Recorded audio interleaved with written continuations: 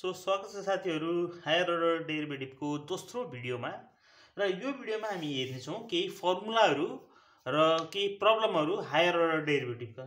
फर्मुलाहरू हेर्नु पर्दाखेरि मसँग यहाँ केही फर्मुला छ 8 वटा। यो फर्मुला जान्नु चाहिँ एकदमै जरुरी रहन्छ। तपाईहरुले फर्मुला आउँदैन भने सिम्पल डेरिभेटिभ गर्न सक्नुहुन्न र सिम्पल डेरिभेटिभ गर्न सक्नु भएन भने यो हायर अर्डर डेरिभेटिभको प्रब्लमहरू सल्भ गर्न सक्नुहुन्न। फर्स्टमा फर्मुला के रहेको छ भन्दाखेरि कन्स्टेन्टको डेरिभेटिभ के रहनेछ? कन्स्टेन्टको डेरिभेटिभ चाहिँ जहिले पनि 0 हुन्छ। यो फर्मुलाहरू तपाईले लेख्न सक्नुहुन्छ भिडियो पज गरेर, अथवा तपाईहरुसँग छ भने अगाडि मुभ अन गर्न सक्नुहुन्छ।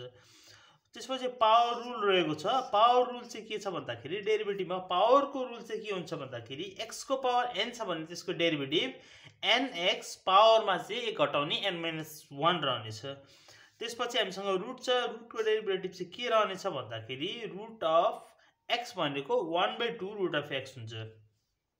त्यसपछि रेसिप्रोकल रहेको छ।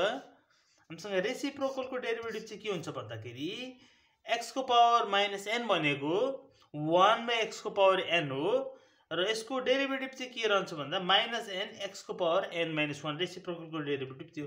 अब कन्स्टेन्ट मल्टिपल्सको चाहिँ डेरिभेटिभ के रहन्छ भनेर जिज्ञासा छ भने कन्स्टेन्ट मल्टिपल्सको डेरिभेटिभ चाहिँ c f को पावर x भनेको c into f dash x। यो भनेको फर्स्ट डेरिभेटिभ हो। हामीले हिजो पनि यो भन्दा पहिलाको भिडियोमा पनि हेरिसकेको थियौं हामीले डेरिभेटिभलाई कसरी रिप्रेजेन्ट गर्न सक्छौं भनेर। यो f डैश x भनेको चाहिँ फर्स्ट डेरिभेटिभ हो। यो कन्स्टेन्टलाई चाहिँ अगाडि लेखिएको छ। त्यसैगरी हामीसँग प्रोडक्ट रुल जुन चाहिँ धेरै नै युज हुन्छ। प्रोडक्ट रुल भनेको चाहिँ के हो भन्दाखेरि if d by dx of u into v भन्ने फंक्सन आउँछ भने पहिला u डैश v गरिन्छ प्लस v डैश u। यो चाहिँ हामीले प्रोब्लममा पनि हेर्छौं एकछिनमा। त्यसपछि कसन रुल छ।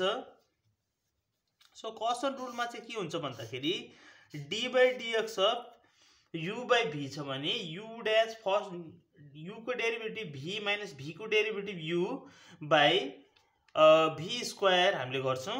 त्यसपछि एक्सपोनेन्शियल फंक्सन छ हामीसँग। एक्सपोनेन्शियल फंक्सनको चाहिँ के गर्छौं भन्दाखेरि d by df of e को पावर f एक्सपोनेन्शियल फंक्सनको डेरिभेटिभ चाहिँ एक्सपोनेन्शियल फंक्सन नै रहन्छ भन्ने बुझिन्छ।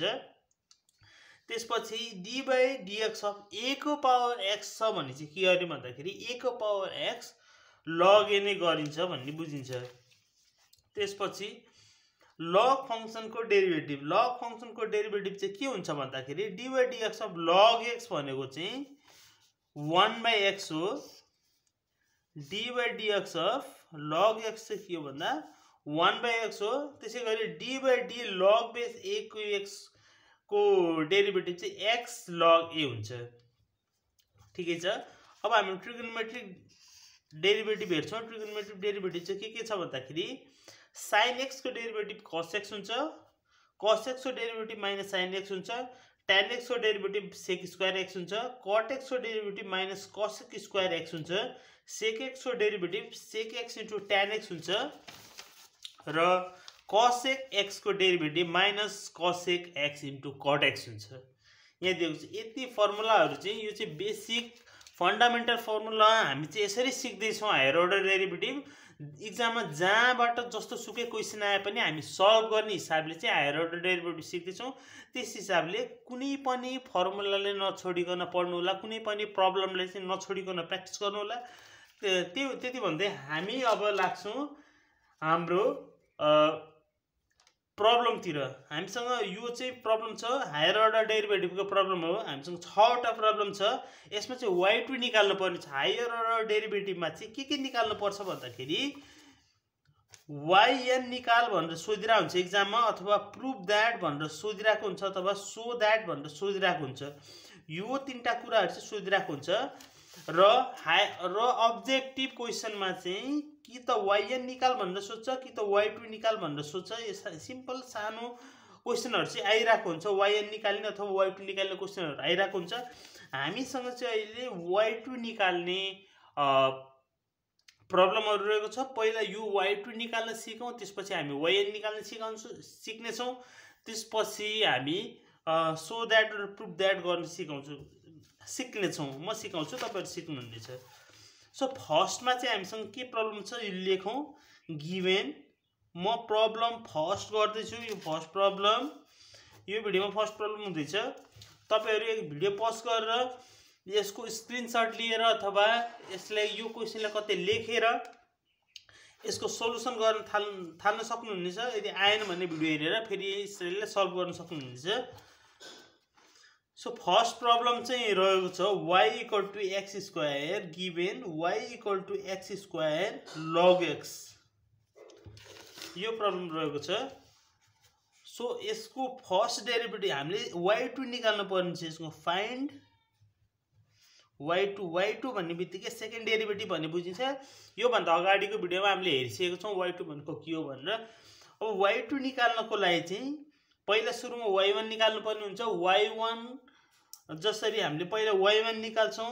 y2 निकाल्छौं y3 निकाल्छौं यसरी नै yn निकाल्छौं सो y1 y2 y3 yn निकाल्छौं यसरी नै y1 को y2 निकाल्छौं y2 को y3 निकाल्छौं y3 को yn y4 निकाल्छौं यसरी निकाल्ने डेरिभेटिभ यस्तो प्रोसेसलाई चाहिँ सक्सेसिभ डिफरेन्सिएसन पनि भनिन्छ सक्सेसिभ डिफरेन्सिएसन पनि भनिन्छ है सो यस्तो प्रोसेसलाई चाहिँ सक्सेसिभ डिफरेन्सिएसन पनि भनिन्छ र अहिले हामी चाहिँ के निकाल्न जाँदैछौँ भन्दाखेरि y = x² log x हो चाहिँ y2 सेकेन्ड डेरिभेटिभ निकाल्न जाँदैछु यो सक्सेसिभ डिफरेन्सिएसन सोध्न सक्छ कतैतिर कहिलेकाहीँ अब्जेक्टिभमा सोध्न सक्छ अथवा बुझ्न चाहिँ जरुरी एउटै फंक्सनको हायर अर्डर डेरिभेटिभ जस्तो y भन्ने एउटा फंक्सन छ यसको हामीले y1 फर्स्ट डेरिभेटिभ निकाल्यौं सेकेन्ड डेरिभेटिभ निकाल्यौं थर्ड डेरिभेटिभ निकाल्यौं यसरी नै क्रमसँग डेरिभेटिभ निकाल्ने प्रोसेसलाई चाहिँ हामी सक्सेसिभ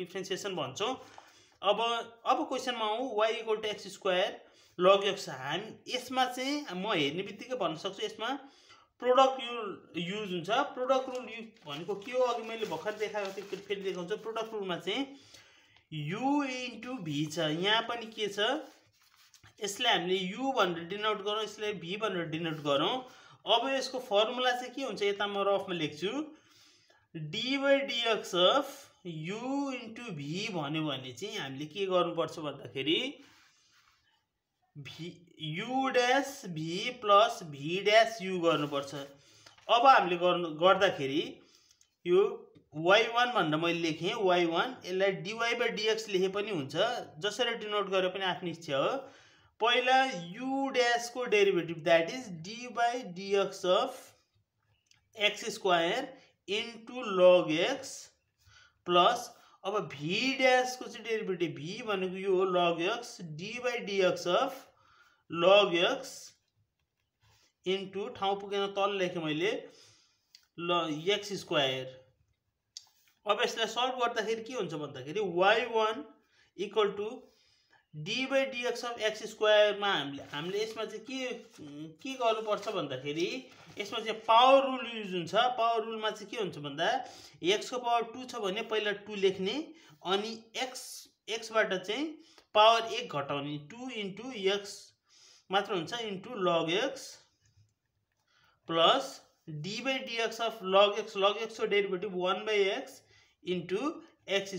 अब यो x ले यसलाई कट गर्छ अब चाहिँ कति आउँछ भन्दाखेरि 2x log x plus x still हामीसँग चाहिँ यो भनेको चाहिँ y1 हो यसलाई फर्दर डिफरेन्सिएसन गर्न सक्छौं हामी किनभने हामीले y2 निकाल्नु पर्ने छ यहाँ यतापट्टि अट्दैन त्यही भएर म यतापट्टि लेख्छु एकछिनलाई y1 भनेको चाहिँ 2x log x प्लस 1 छ log x प्लस x छ सरी अब यसले चाहिँ y2 निकाल्दाखेरि फेरि हामीले यहाँ यसमा चाहिँ प्रोडक्ट रुल युज गर्नुपर्ने हुन्छ y2 भनेर मैले लेखेँ यसमा प्रोडक्ट रुल युज गर्दाखेरि पहिला log x लाई मैले अगाडि लेखेँ into d/dx of 2x plus अब 2x लाई अगाडि लेख्छु into d/dx of log x plus d/dx of x भनेर मैले